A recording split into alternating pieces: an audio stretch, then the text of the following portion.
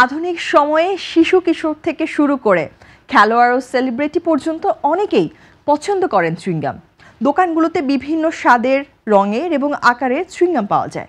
খেলোয়াড়েরা খেলার সময় গলার শুষ্কতা রোধ করতে চুইংগাম চিবান, আবার সেলিব্রিটি ব্যক্তিত্বদের ফেলে দেওয়া চুইংগাম কুড়িয়ে এনে পরবর্তীতে নিলামে বিশাল অঙ্কে বিকোনোর খবরও শোনা গিয়েছে বেশ কয়েকবার। এই খাবারটি রয়েছে এক মজাদার ইতিহাস। চুইংগামের ইতিহাস বহু প্রাচীন। প্রায় ৯,০০০ বছর আগে উত্তর ইউরোপের মানুষরা গাছের ছাল চিবাতেন, যা দাঁতের ব্যথা কমাতে সাহায্য করত।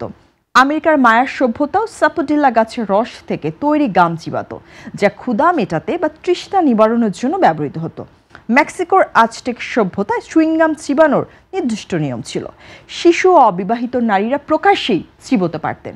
বিবাহিত নারী এবং বিধবাদের ক্ষেত্রে নিয়ম ছিল ব্যক্তিগত পরিসরে উপভোগ করার।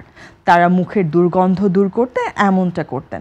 অপরদিকে পূর্ণবয়স্ক পুরুষদের ক্ষেত্রে একেবারেই আড়ালে চিবানোর কঠোর নিয়ম ছিল। তাদের উদ্দেশ্য ছিল দাঁত পরিষ্কার করা। উত্তর আমেরিকার পাইন গাছ জাতীয় স্প্রুস ট্রির রস থেকে গাম তৈরির প্রথা ছিল। 1840 সালে জন কার্টিস প্রথমবার ব্যবসায়িকভাবে চুইংগাম উৎপাদন শুরু করেন। তিনি গাছের রস গরম করে জমিয়ে ভুট্টার ময়দার সাথে মেখে বিক্রি করতেন, তবে স্বাদ তেমন ভালো ছিল না। পরবর্তীতে প্যারাফিন তেল সহ অন্যান্য উপাদান যোগ করে গামকে উন্নত করা হয়। 1880 সালে নিউ ইয়র্কের থমাস অ্যাডামস মেক্সিকোর নির্বাসিত প্রেসিডেন্ট লোপেজ ডি সান্তার কাছ থেকে সাপোডিল্লার নির্যাস পান।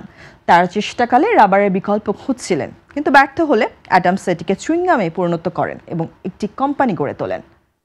19 শতকে মার্কিন ব্যবসায়ী উইলিয়াম রিংলে চুইংগামের বিপণন সফল করেন। তিনি বিক্রেতাদের নানা ছাড় দিয়ে গাম বিক্রির বাজার সৃষ্টি করেন। 1893 সালে তিনি জুসি ফ্রুট ও রিংলেস স্পিয়ারমিন্ট নামের ব্র্যান্ড প্রতিষ্ঠা করেন, যা তাকে ধনী করেছিল। ফ্র্যাঙ্ক ফ্লিয়ার 1885 সাল থেকে চুইংগাম তৈরি করতেন। 1906 সালে তিনি ব্লিবার ব্লাবার বাবলগাম বাজারে আনলেও তেমন সাফল্য পেতে পারেনি। 1928 সালে তার কর্মী ওয়াল্টার ডাইমার ডাবল বাবল নামে নতুন বাবলগাম তৈরি করেন, যা বাজারে বিপুল জনপ্রিয়তা পায়। আজ চুইংগাম শুধু মজার খাবারই নয়, বরং বিশ্বজুড়ে বিনোদনের একটি অংশ।